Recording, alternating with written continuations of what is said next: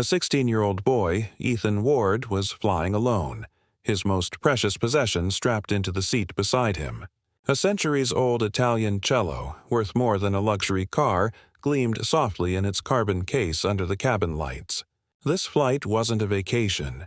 It was his shot at destiny, the audition that could launch his future. But when a veteran flight attendant, Brenda Jansen, spotted the teenager sitting comfortably in premium economy, her face tightened. She didn't think he belonged there. Moments later, her decision would bring an entire aircraft to a standstill and trigger a chain of events that would shake an airline to its core. The sterile chill of Chicago O'Hare's air did little to calm Ethan's nerves. He'd flown plenty of times before, but never like this. This was the flight, the one that could open the doors to the National Youth Orchestra and the future he'd dreamed of since he first picked up a bow. His mother, Dr. Eliana Ward, had organized everything down to the last detail. She'd refused to book him as an unaccompanied minor, no airport babysitters for her son. Instead, she bought 2 full-price seats in premium economy, one for Ethan and one for his cello. The ticket even listed its name, Cello Ward. He walked down the aisle under the quiet gaze of businessmen scrolling through their phones. A teenager, in a hoodie, sitting in the front cabin? He'd seen those looks before, the kind that asked silent questions they'd never say out loud. Ethan found his RAW, 12A and 12B, bulkhead, perfect for the cello. With practiced care, he maneuvered the instrument into its seat, fastened the belt extender, double-checked the buckle, and exhaled. Safe, legal, paid, done. He slid on his noise-canceling headphones, ready to disappear into box cello suites, when the calm was broken by a sharp voice slicing through the quiet.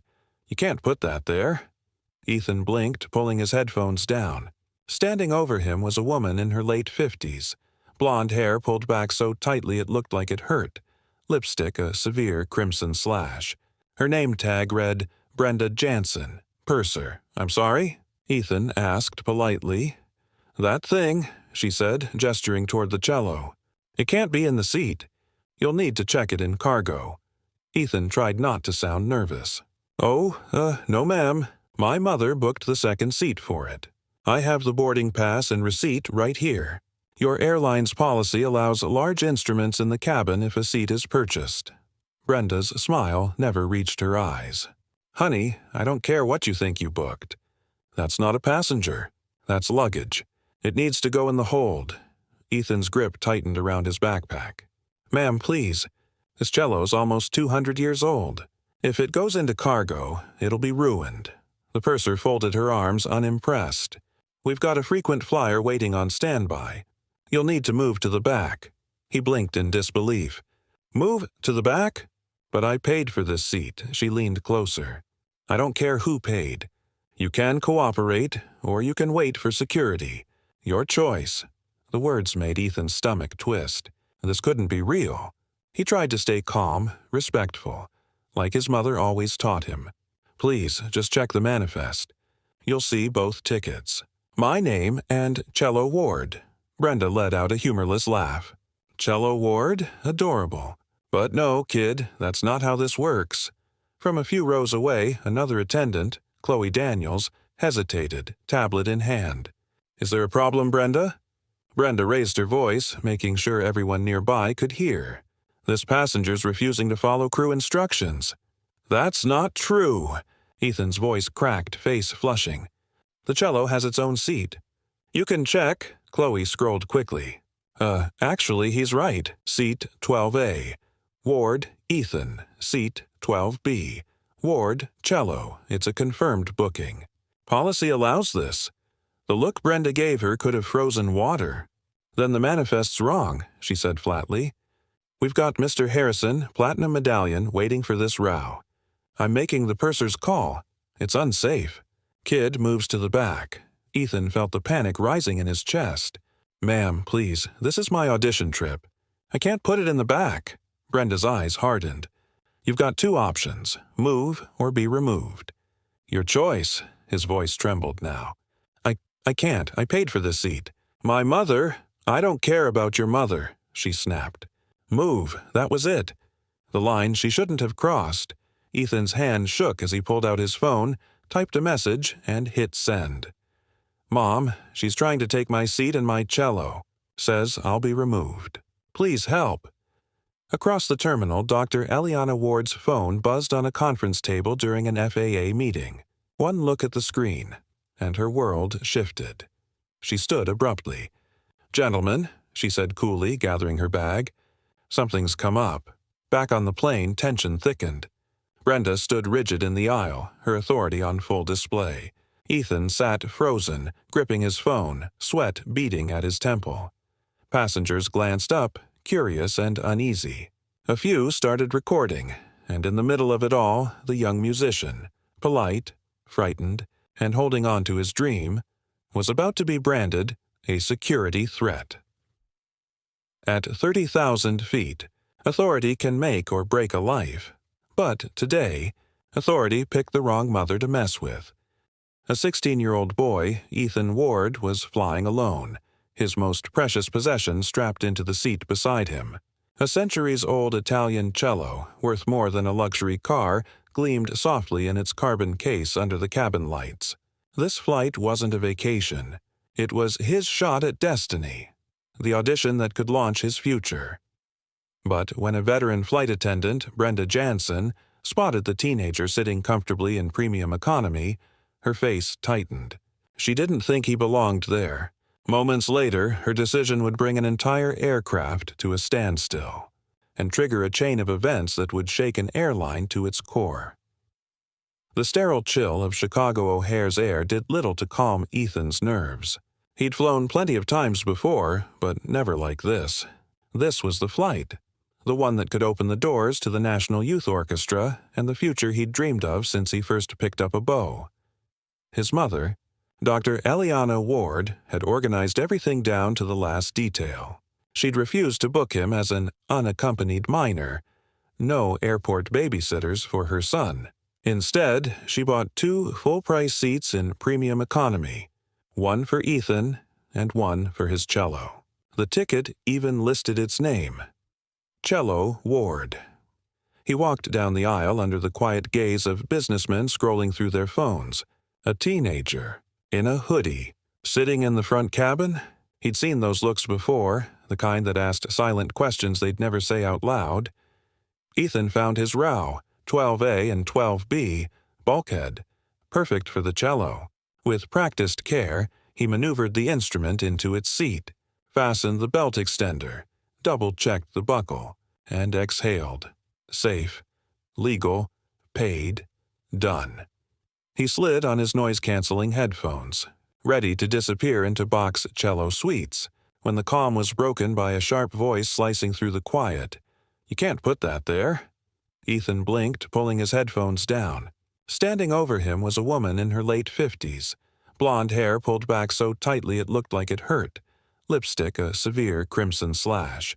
Her name tag read, Brenda Jansen, purser. "I'm sorry?" Ethan asked politely.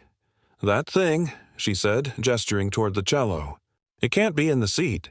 You'll need to check it in cargo." Ethan tried not to sound nervous. "Oh, no ma'am. My mother booked the second seat for it. I have the boarding pass and receipt right here.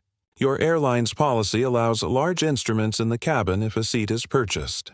Brenda's smile never reached her eyes. "Honey, I don't care what you think you booked. That's not a passenger. That's luggage. It needs to go in the hold." Ethan's grip tightened around his backpack. "Ma'am, please. This cello's almost 200 years old. If it goes into cargo, it'll be ruined." The purser folded her arms, unimpressed. "We've got a frequent flyer waiting on standby. You'll need to move to the back." He blinked in disbelief. "Move to the back?"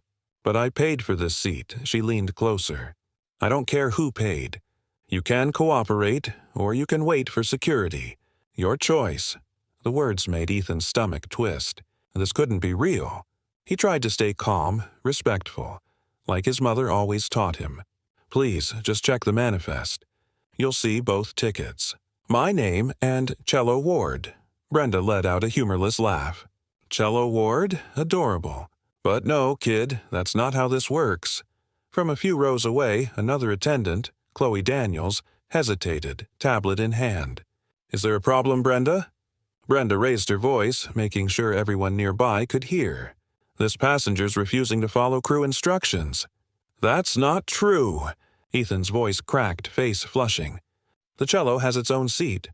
You can check. Chloe scrolled quickly. Actually, he's right. Seat 12A. Ward, Ethan. Seat 12B. Ward, cello. It's a confirmed booking. Policy allows this. The look Brenda gave her could have frozen water. Then the manifest's wrong, she said flatly. We've got Mr. Harrison, Platinum Medallion, waiting for this row. I'm making the purser's call. It's unsafe. Kid moves to the back. Ethan felt the panic rising in his chest. Ma'am, please, this is my audition trip. I can't put it in the back. Brenda's eyes hardened. You've got two options, move or be removed. Your choice. His voice trembled now. I can't. I paid for this seat. My mother. I don't care about your mother, she snapped. Move. That was it. The line she shouldn't have crossed.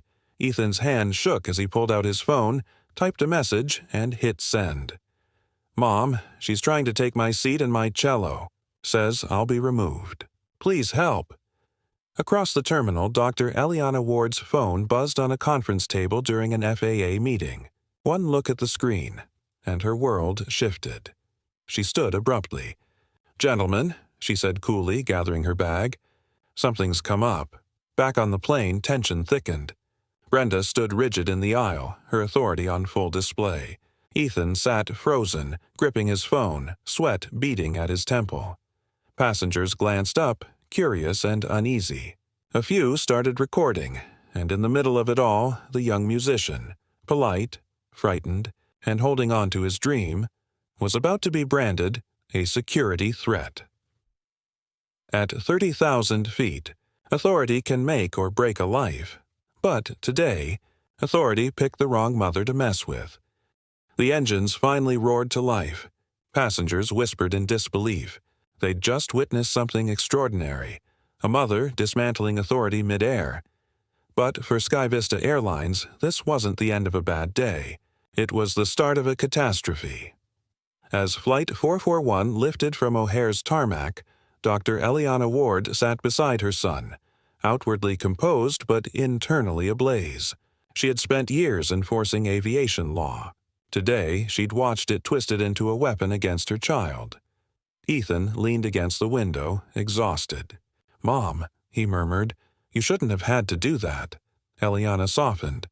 "And you shouldn't have needed me to." He nodded, silent. The hum of the engines filled the space between them. In her lap, Eliana's phone buzzed silently in government flight mode, a private channel flashing red.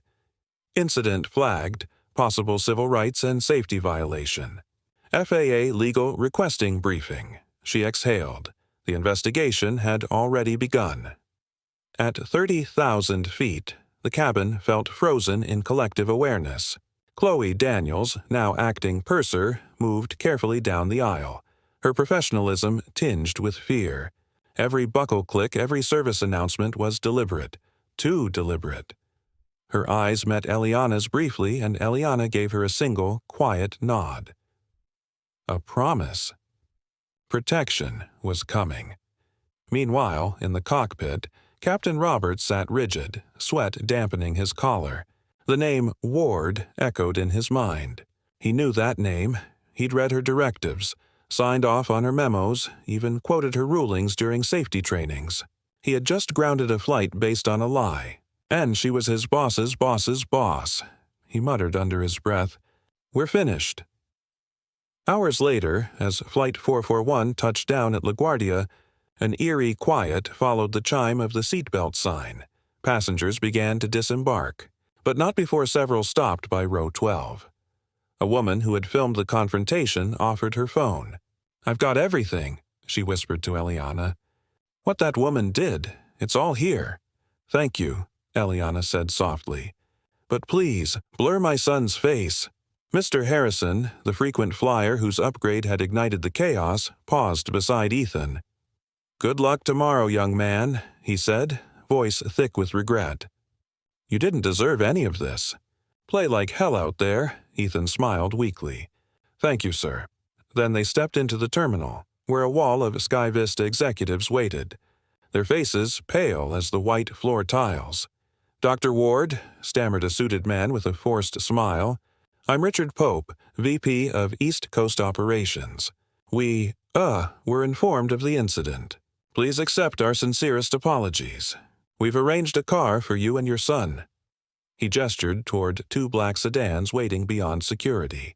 "We also contacted the National Youth Orchestra. They agreed to postpone Ethan's audition until tomorrow morning."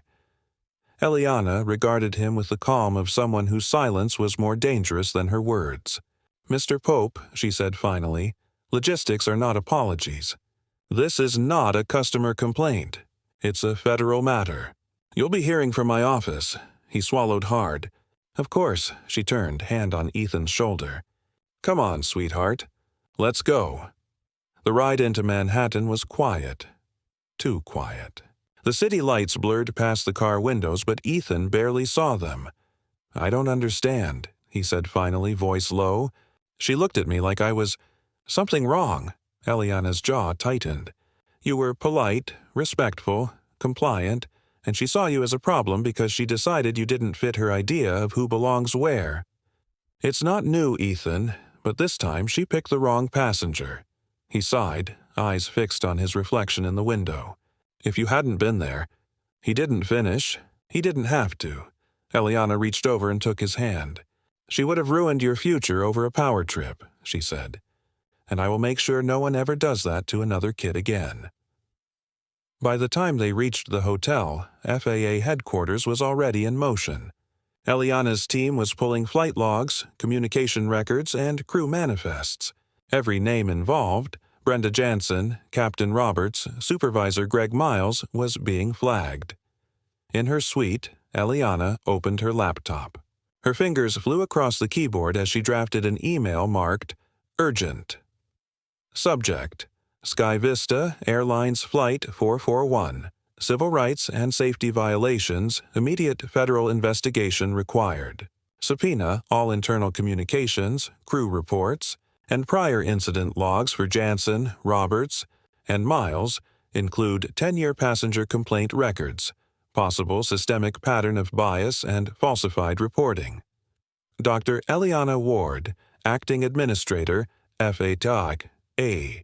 She hit send. Then. Finally, she looked up at Ethan, asleep on the couch, one arm draped protectively around his cello. Her anger softened into something quieter. Resolve. The next morning, Eliana's phone rang before dawn. It was David Harper, CEO of Sky Vista. His voice trembled through the speaker. "Dr. Ward, I just want to say how sorry I am. I was only informed late last night. That purser, Brenda Jansen, is being terminated immediately." "This isn't about one person," Eliana replied coolly. "This is about a system that allowed her to act that way for years. You have an institutional rot, Mr. Harper, and I intend to expose it," he stammered. "Whatever you need, full cooperation." "You'll need more than that," she said. "You'll need change." And she hung up. An airline's arrogance had collided with a mother's authority. And for the first time in Sky Vista's history, the flight investigation wasn't about turbulence in the air. It was about turbulence in its culture. By mid-morning, Sky Vista Airlines was in full-blown crisis mode. Emails flew like sparks between executives, legal teams, and PR managers, everyone scrambling to contain a wildfire that was already out of control. It had been less than 12 hours since Flight 441 landed, but the incident was everywhere. Internal chats, news tip lines, and a dozen employee group texts that started with the same words. "Did you hear about the FAA administrator's kid?" What Sky Vista didn't realize was that Dr. Eliana Ward hadn't leaked a word. She didn't need to. The truth was already too big to stay quiet. In Washington, D.C., a conference room inside the FAA headquarters was already alive with activity. Stacks of files, printouts, and crew manifests. cluttered the table as Eliana's investigative team prepared their preliminary report. 18 complaints, said Maria Flores, Eliana's chief counsel, flipping through a binder. 14 involving passengers of color, all against one name, Brenda Jansen. Eliana's jaw tightened, and not a single one escalated to disciplinary review. Maria shook her head. No, ma'am. Each case was labeled resolved with internal counseling. Translation, ignored. Eliana leaned back, arms folded. They didn't just have a bad employee, they had a pattern, and they buried it. Meanwhile, in a quiet suburb outside Milwaukee, Brenda Jansen sat in her kitchen staring at her buzzing phone. Her inbox overflowed with unread messages, news alerts, voicemails, and an email from Sky Vista HR that she still couldn't bring herself to open. The subject line read simply, Notice of Termination. Effective immediately. She'd spent 32 years enforcing order in cabins across the world. She'd survived layoffs, mergers, and pandemics. But this was different. Her reputation wasn't just tarnished, it was radioactive. Every headline screamed her name.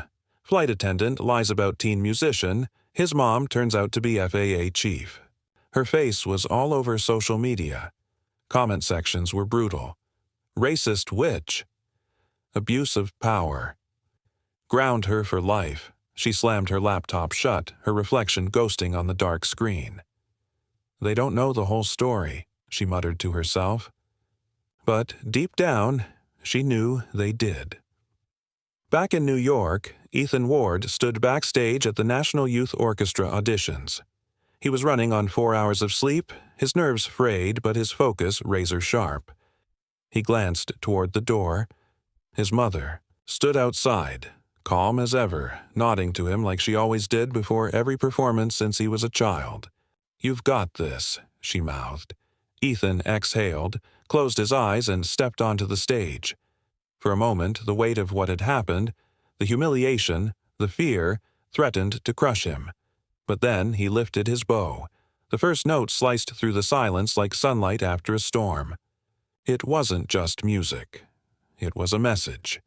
Every stroke of the bow said what he hadn't been allowed to say on that flight.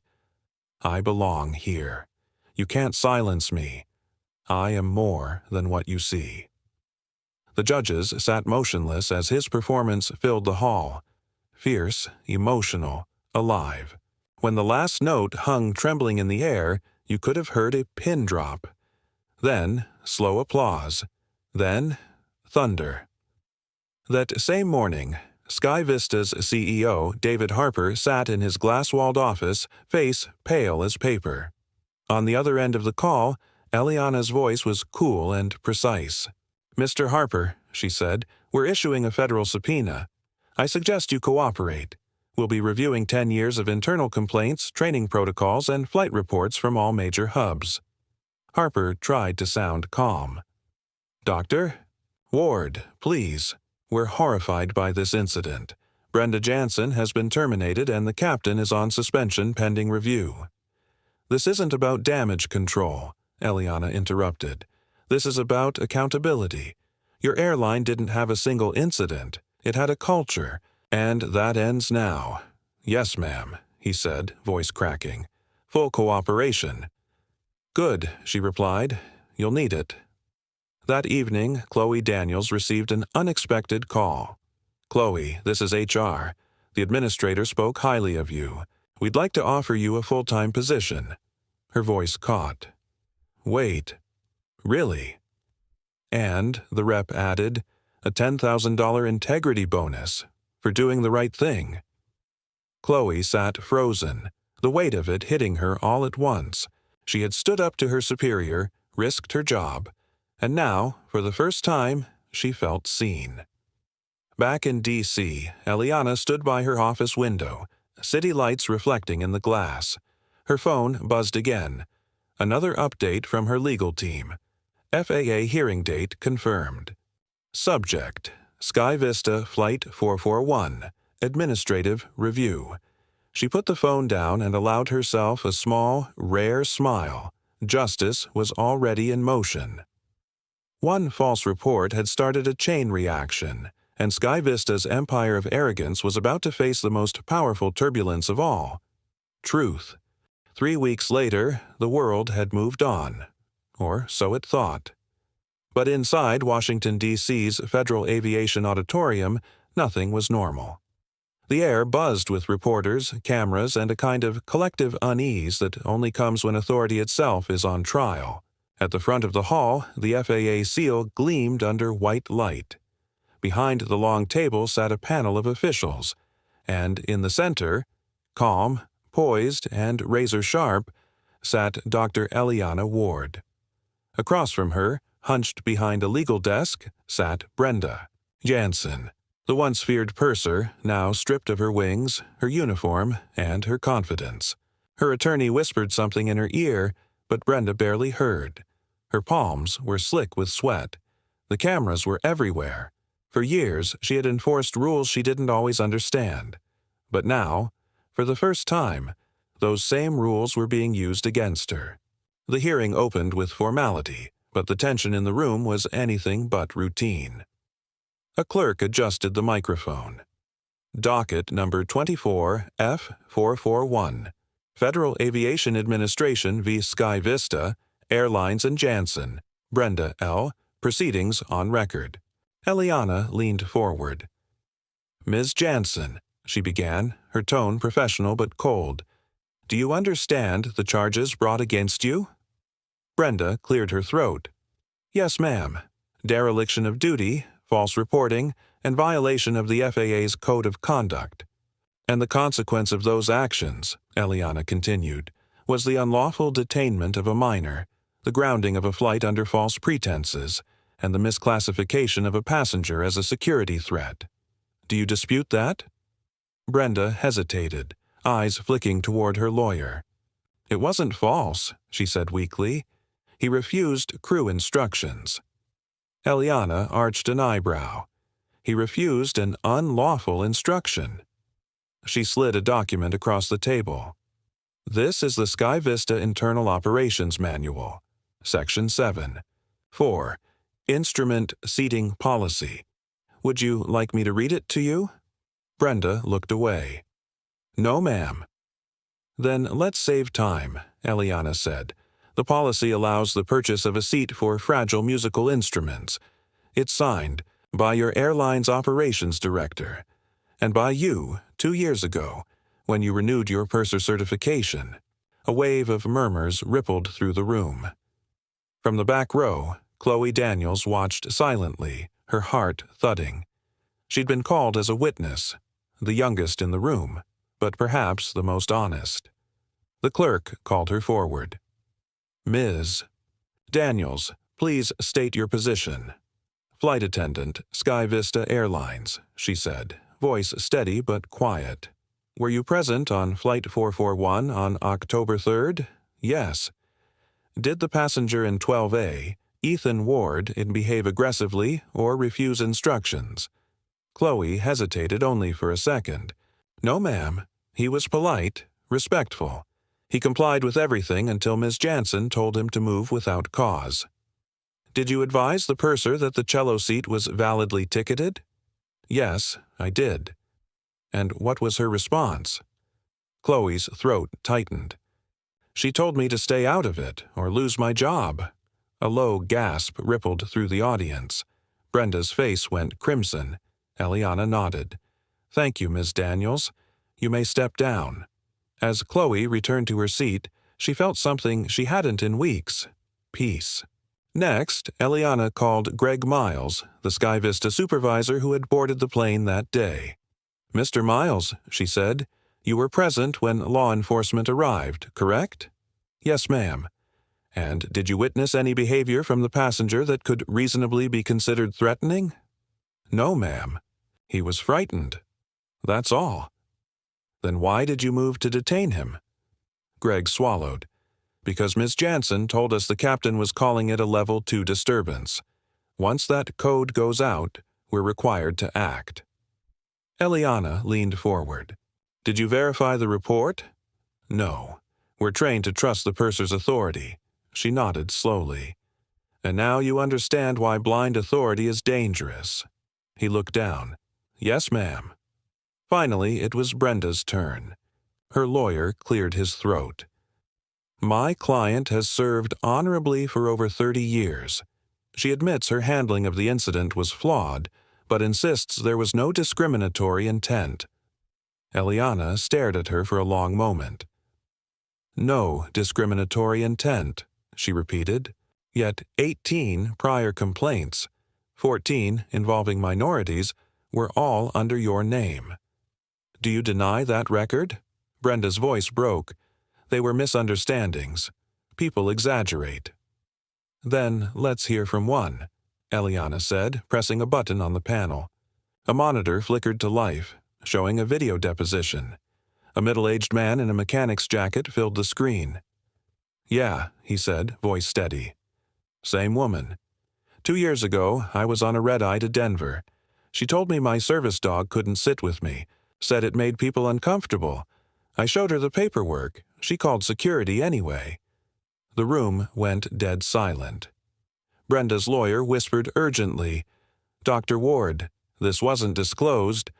Eliana cut him off. I know.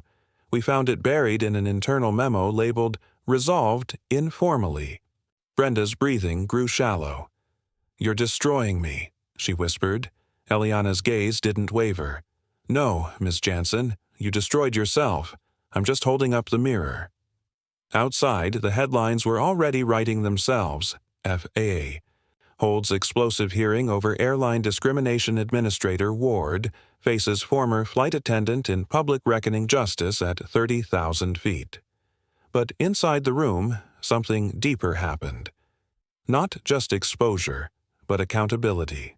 When the panel adjourned, the verdict was clear. License revoked, pension suspended, lifetime ban from commercial aviation. Eliana stood slowly. This hearing is adjourned. As Brenda was escorted out, Chloe caught Eliana's eye. The administrator gave her a nod. Not of authority, but of respect. And from the back of the room, Ethan watched quietly. No applause, no triumph, just the quiet, heavy truth that justice, when it finally lands, rarely feels like victory. It feels like release. The skies were safer now, but the story wasn't over. Because justice on paper was one thing, but what came next would shake Sky Vista's foundations for good. The morning after the hearing, the headlines were merciless. FAA grounds Sky Vista ethics, screamed one paper. Administrator Ward calls out. Decades of bias, blared another. But while the public buzzed about Brenda Jansen's humiliation, Dr. Eliana Ward knew the real story wasn't a single purser with bad judgment. It was the system that protected her. Inside Sky Vista's headquarters in Dallas, panic hummed through the 40th floor boardroom. Executives clustered around a speakerphone as their CEO, David Harper, tried to keep his voice steady. Let's all remember, he said, forcing a thin smile. This is one incident. We cooperate fully, make the right noises, and it goes away. A legal advisor cleared his throat. Sir, the FAA subpoena covers 10 years of complaints, not one. And there's a problem. What kind of problem? The advisor slid a folder across the table. These are internal emails. Jansen filed 4 reports about non-compliant passengers last year. Each was flagged for escalation. All 4 were manually closed by upper management. Harper frowned. Closed by whom? The advisor hesitated. By you, sir. Silence. Harper's jaw tightened. Those were routine HR actions. Maybe, the advisor said carefully, but one of those passengers filed a discrimination lawsuit that vanished after settlement.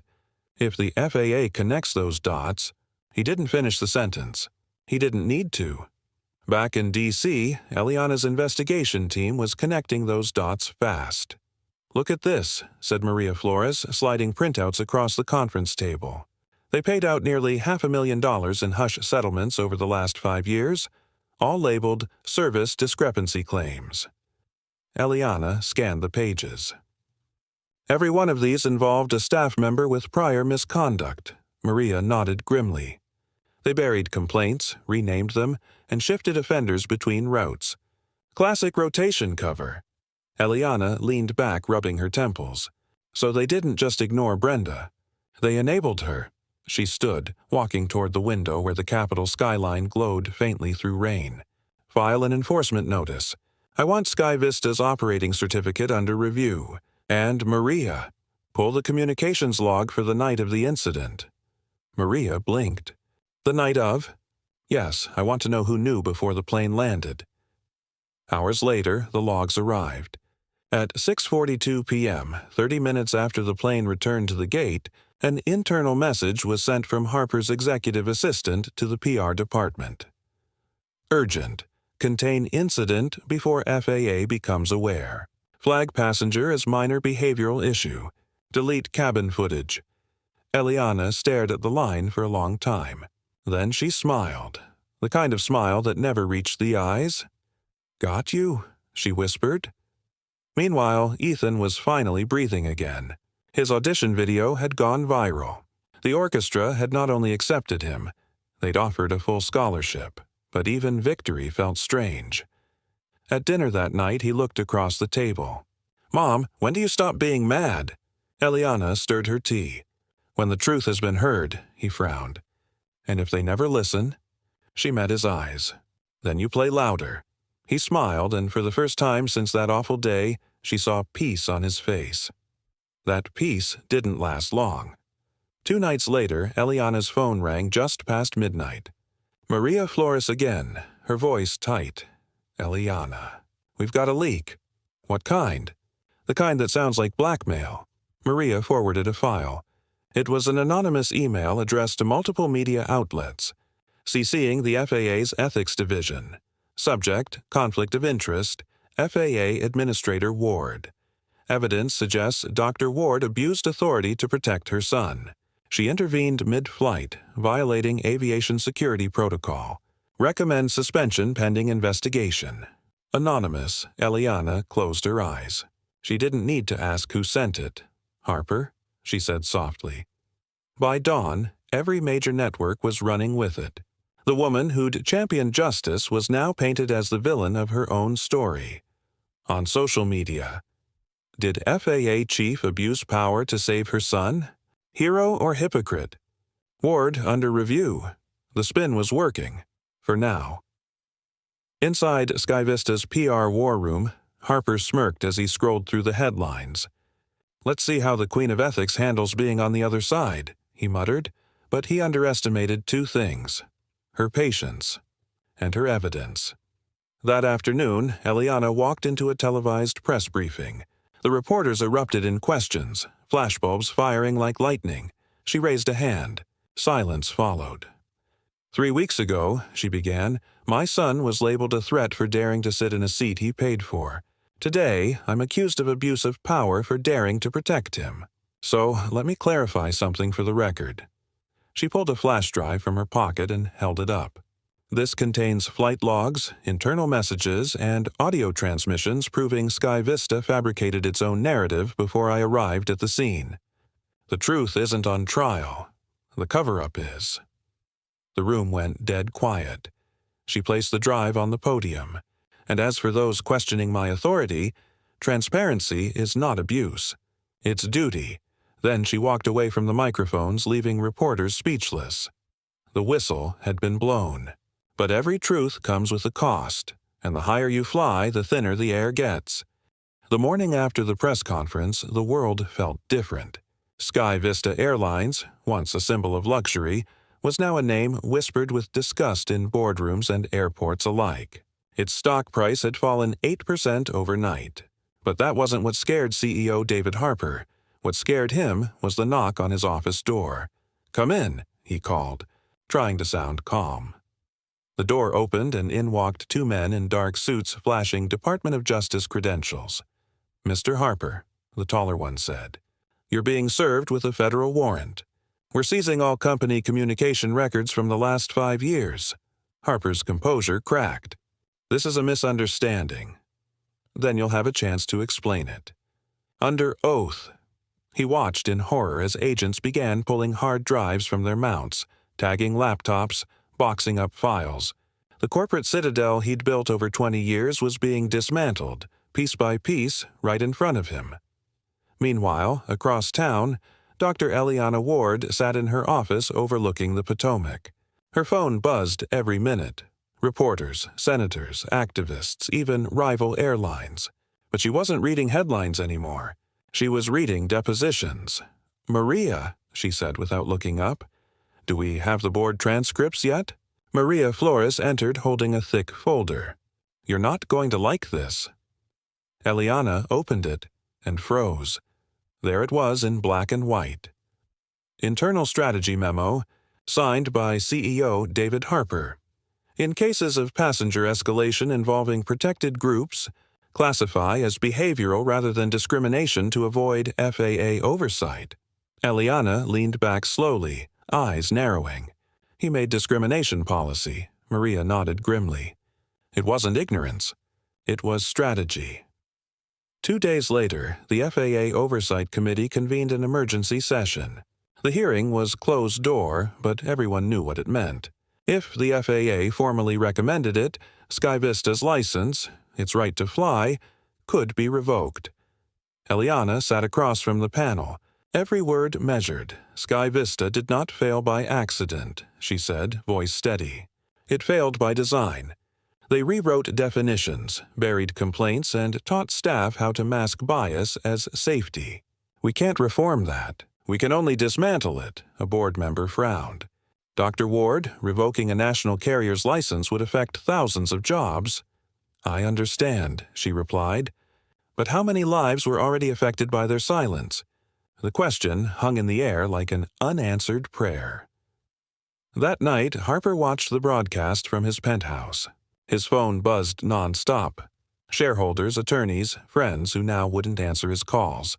He poured another drink and stared out at the Dallas skyline. For years, he'd played the game. Cut corners, bury scandals, charm regulators. He'd told himself it was survival. But now the world saw what he was. A man who'd mistaken fear for leadership. The television showed Eliana leaving the FAA building. Calm, composed, unstoppable. Harper threw his glass at the screen. In New York, Ethan Ward sat in rehearsal, his cello resting against his knee. He'd been accepted into the National Youth Orchestra, the youngest principal cellist they'd ever had. But even amid the music, the echoes of what had happened still lingered. During break, another student approached. "Hey, you're the kid from the flight, right? The one with the FAA mom?" Ethan hesitated, then nodded. The boy smiled. "Man, that was awesome. You didn't just play for yourself. You played for all of us." For the first time in weeks, Ethan laughed. A real one. Back in Washington, Eliana faced the toughest decision yet. Maria placed 2 letters on her desk. "You have to choose. Option A, FAA sanctions Sky Vista and lets it operate under new leadership. Option B, permanent license revocation. Total shutdown." Eliana stared at the letters. "If we shut them down," Maria said quietly, 23,000 employees lose their jobs, many of them innocent. "And if we don't," Eliana replied, "it tells every airline they can buy redemption." Maria hesitated. "What does your gut say?" Eliana looked out the window at the storm clouds building over the city. "My gut says justice isn't supposed to be convenient." She picked up the second letter. "Signed it, sealed it, option B," she said. "Revoke the license." The next morning, the FAA released its statement. Breaking, Sky Vista Airlines loses federal operating certification following ethics probe. The world erupted. Some called Eliana ruthless. Others called her a hero. And yet, in her quiet office, she didn't feel like either. She just felt tired. Later that evening, she and Ethan walked along the Potomac. The city lights shimmered on the water like falling stars. "Mom," he said softly, "you won." She smiled faintly. "No, sweetheart. We ended something. Now we have to build what comes next." He thought about that for a moment, then looked up. You think people will remember? Eliana squeezed his hand. They'll remember the truth. And that's enough. They stood watching the river flow, calm at last. The airline fell. The truth rose. But as one empire crumbled, whispers of retaliation began to stir in the shadows. Because when power loses its wings, it doesn't crash quietly. 2 months later, the world had changed. Sky Vista Airlines no longer existed. Its planes grounded, its name erased from terminals and timetables. In its place, a new consortium of regional carriers rose, carrying with them a single motto that came straight from the fallout of one flight. Safety is not power, it's trust. For Dr. Eliana Ward, it wasn't victory she felt. It was quiet clarity, the kind that comes after a storm has stripped everything bare. She'd faced congressional hearings, media storms, political pressure, and she'd survived them all. But tonight, as she sat alone in her D.C. office with the city skyline glittering beyond the glass, survival didn't feel like triumph. Her assistant, Maria Flores, entered softly. You're still here? Eliana smiled faintly. Old habit. It's quieter when the world stops calling. Maria placed a folder on the desk. You should see this. Inside was a letter, written in looping cursive. Dr. Ward, I've been following everything since that day. I wanted to say thank you, not as a journalist or a politician, but as a passenger. My son was once treated the same way. I didn't have the power to fight it. You did. You changed things for all of us. Respectfully, Angela Myers, Flight 289, 2017. Eliana's throat tightened. Angela Myers, she whispered. The case that got buried, Maria nodded. People are coming forward now. Dozens. The dominoes are still falling. Eliana closed the folder. Good, she said softly. Let them fall. Across the country, David Harper sat in a dimly lit courtroom, waiting for the verdict that would end his career. His attorney leaned in. They're offering a plea, negligence and obstruction. You'll lose the company but avoid prison. Harper exhaled shakily. And if I refuse? The lawyer hesitated. Then you stand trial. And Dr. Ward testifies. Harper laughed bitterly. Of course she does. When the judge entered, the room hushed. Mr. Harper, she said, you're charged with falsifying safety reports, concealing discrimination complaints, and obstruction of federal oversight. How do you plead? He stared at the floor. Guilty, Your Honor. The gavel fell. One sharp crack that echoed through a lifetime of deceit. Meanwhile, in New York, Ethan Ward performed his debut with the National Youth Orchestra. The hall was packed, cameras rolling, anticipation thick in the air. He stood center stage, cello gleaming under the lights. When he lifted his bow, the audience fell silent, utterly still, like they knew they were about to witness something sacred. The first notes rose, slow, haunting, deliberate.